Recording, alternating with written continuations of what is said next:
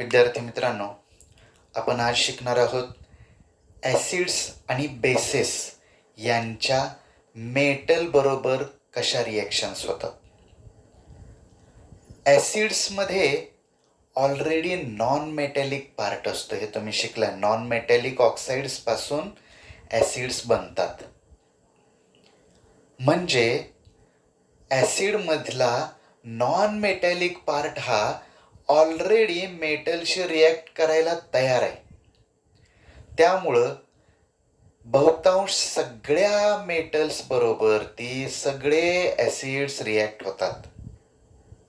आणि ह्या रिॲक्शनमध्ये ॲसिडमधला non metallic part आणि त्याच्याबरोबर रिॲक्ट होणारा मेटल यांचं सॉल्ट तयार होतं.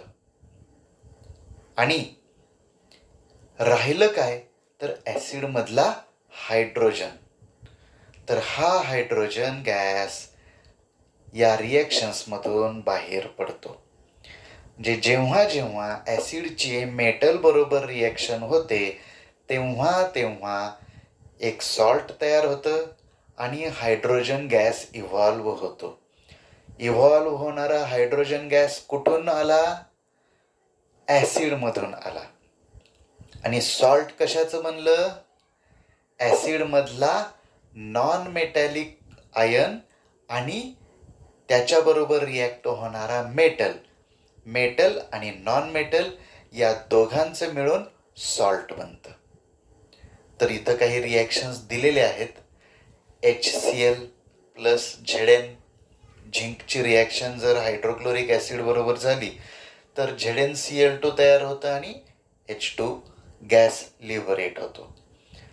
HCl बरोबर सगळेच मेटल्स रिॲक्ट होतात आणि हायड्रोजन गॅस बाहेर पडतो. फक्त हायड्रोजन गॅस बाहेर पडण्याचा जो रेट आहे, रेट ऑफ रिॲक्शन जो आहे, तो ह्या मेटलच्या रिॲक्टिव्हिटीवर अवलंबून असतो. कोणता स्ट्रॉंग मेटल आहे, कोणता वीक मेटल आहे, त्याच्यानुसार ह्या हायड्रोजनचं प्रोडक्शन डिपेंड करतं. कधी कधी वीक मेटल जर असेल तर त्यावेळेला तुम्हाला हीटसुद्धा द्यावी लागेल. तर ह्या एक्झाम्पलमधून आपण काय लक्षात घेणार आहोत की कुठल्याही ॲसिडची कुठल्याही मेटल बरोबर रिॲक्शन होते आणि सॉल्ट आणि हायड्रोजन गॅस तयार होतो. HCl सारखं H2SO4 ची पण आपण रिॲक्शन बघूयात. H2SO4 plus Fe. हे Fe काय करेल? यातला जो नॉन मेटॅलिक पार्ट आहे SO4 त्याच्याबरोबर रिॲक्ट होईल आणि FeSO4 तयार होईल आणि ॲसिडमधला जो हायड्रोजन आहे तो गॅस म्हणून बाहेर लिबरेट होईल. आता ह्याच्यामध्ये एक ॲसिड आहे, नायट्रिक ॲसिड, की ज्याची मेटल बरोबर ह्या पद्धतीनं रिॲक्शन होत नाही. नायट्रिक ॲसिडची मेटल बरोबर जेव्हा रिॲक्शन होते, नायट्रिक ॲसिड हा एक खूप हायली रिॲक्टिव्ह ऑक्सिडायझिंग एजंट आहे. त्याची ऑक्सिडेशन करण्याची क्षमता खूप जास्त आहे. त्यामुळं नायट्रिक ॲसिड HNO3 हा मेटल बरोबर जेव्हा रिॲक्ट होतो तेव्हा सॉल्ट तयार होतं, परंतु नायट्रोजनचं एक ऑक्साईड तयार होईल. मग ते NO असेल, N2O असेल, NO2 असेल, कोणतंही एक ऑक्साईड तयार होईल आणि त्याच्याबरोबर H2O तयार होईल. बघा, नायट्रोजन ॲसिडची कोणत्याही मेटल बरोबर रिॲक्शन जेव्हा होते तेव्हा सॉल्ट तयार होईल प्लस कुठलंही एक ऑक्साईड नायट्रोजनचं. मग हे NO असेल किंवा N2O असेल किंवा NO2 असेल आणि ह्याच्या जोडीला वॉटर मॉलिक्यूल तयार होईल. नायट्रिक ॲसिडचे रिॲक्शन फक्त वेगळ्या पद्धतीनं होईल. बाकी इतर वीक ॲसिडची रिॲक्शन जर बघायची झाली, इथं हे ॲसिटिक ॲसिड आहे. ॲसिटिक ॲसिड हे अतिशय वीक ॲसिड आहे. आपल्या घरातलं जे व्हिनेगर असतं किचनमधलं, तेच हे ॲसिटिक ॲसिड.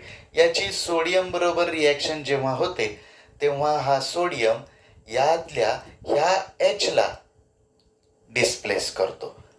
सोडियम इथं जातो, सोडियम ॲसिटेट बनतं आणि हायड्रोजन गॅस लिबरेट होतो.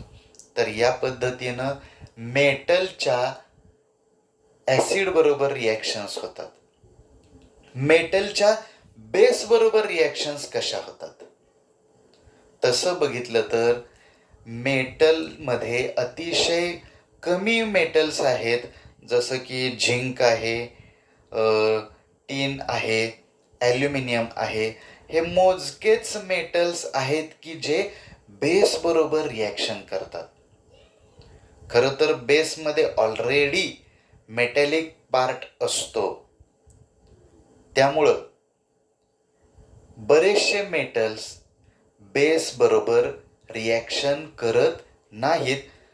काही मेटल्स स्ट्रॉंग बेसेस बरोबर ती, मग KOH असेल किंवा NaOH असेल, यांच्याबरोबर रिॲक्शन करतात आणि ह्या रिॲक्शन्समध्ये सुद्धा सॉल्ट तयार होतो आणि हायड्रोजन गॅस लिबरेट होतो. एक एक्झाम्पल बघूयात. Zn+NaOH, झिंक आणि NaOH यांच्या रिॲक्शनमध्ये Na2ZnO2 सोडियम झिंकेट हा सॉल्ट तयार होतो आणि हायड्रोजन गॅस लिबरेट होतो. ही एसएनची रिॲक्शन आहे आणि ही ॲल्युमिनियमची रिॲक्शन आहे. एसएनची जेव्हा रिॲक्शन होते, KOH बरोबर आपण रिॲक्शन करूयात. ऑलरेडी KOH हे वॉटर सोल्युबल बेस आहे, अल्कली आहे. त्याच्यात जे वॉटर असतं ते सुद्धा ह्या रिॲक्शनमध्ये इन्व्हॉल्व होतं आणि काय तयार होतंय बघा, Na2SnO3 सोडियम स्टॅनेट म्हणायचं याला, सोडियम स्टॅनेट प्लस H2. ॲल्युमिनियमची पण रिॲक्शन बघा. ॲल्युमिनियम आणि NaOHची जेव्हा रिॲक्शन होते तेव्हा सोडियम ॲल्युमिनेट आणि हायड्रोजन गॅस लिबरेट होतो. म्हणजे मेटल असू द्या किंवा नॉन मेटल असू द्या,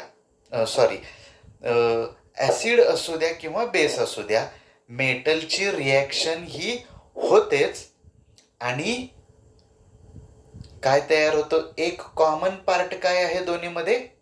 हायड्रोजन गॅसचं लिबरेशन. फक्त काही एक्सेप्शन्स इकडं लक्षात घ्या. ऑलमोस्ट सगळे ॲसिड्स रिॲक्ट होतात मेटल बरोबर, पण HNO3 वेगळ्या पद्धतीने रिॲक्ट होतो. आणि इकडं काय होतंय? इकडं फार मोजकेच मेटल आहेत की जे बेस बरोबर रिॲक्ट होतात. ऑलमोस्ट सगळ्या ॲसिडची मेटल बरोबर रिॲक्शन झाल्यावरती सॉल्ट आणि हायड्रोजन गॅस लिबरेट होतो. पण HNO3च्या रिॲक्शनमध्ये मात्र काय होतंय?